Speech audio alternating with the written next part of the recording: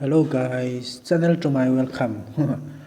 Ole win video chuanin ta prison building tips kan tianga prison hi tira hot drop ngai na vak lo tan chuan an wa ve mema chumia hriat tur le english rang rang building tips te kan clear ho do na in hlok puya in lok man tong kai ngei be sei ni ade tuna chuanin video lama Ludon to ang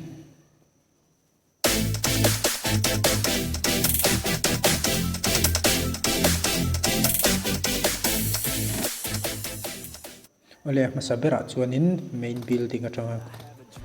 in Paul two story building amite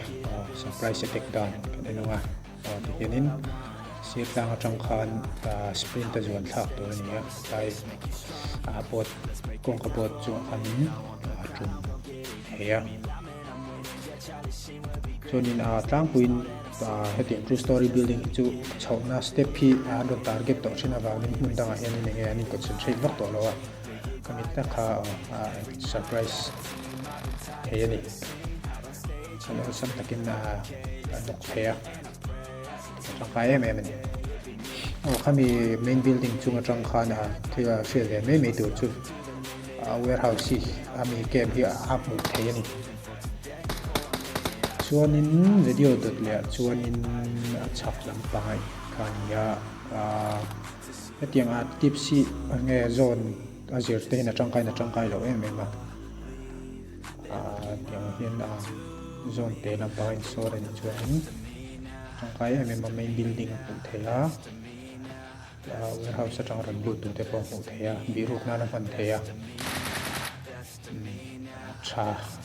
em ani chuanin dot le chuanin hiding spot ta kami building bula khan chak lung khokrok bula meng ho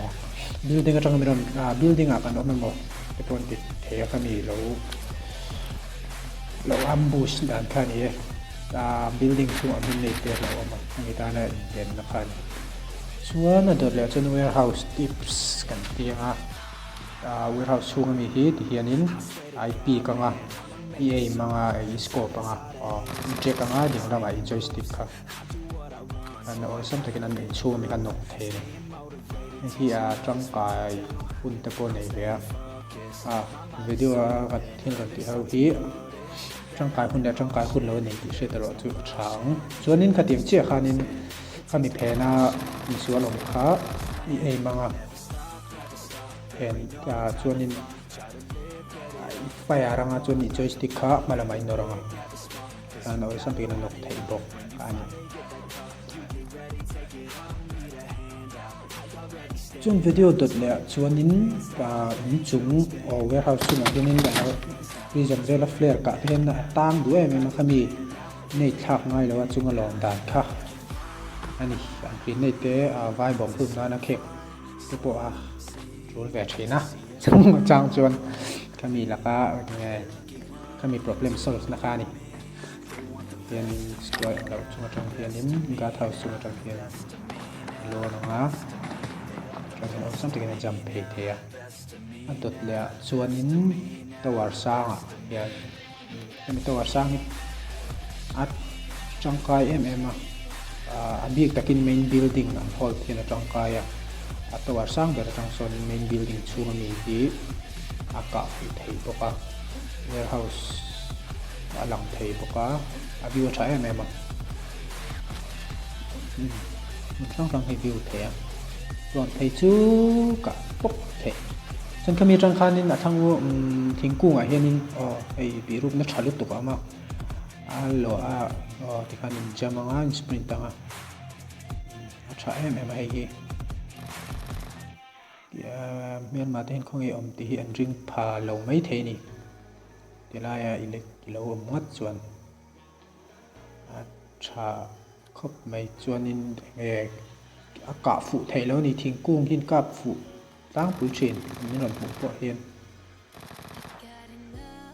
chuanin ol sam takin ta hian jam phenga nge de HP loss na salu tuklawin SP chu kat lo thei lo ma se nok lo turin an zun thlak thei bawk ani chuan kha ti zawng kha voina kan video te chu ni sela an lo hlawk an lo tangkai pui nge in be seya next video te pawh chu hrang tips te kan lo ti le selanga chuan ka channel te lo like ka lo subscribe a lo share sak turin kan nge chewa next video khoi mun nge kan tiang ti te khang comment lama mi lo da sakola ang sa ku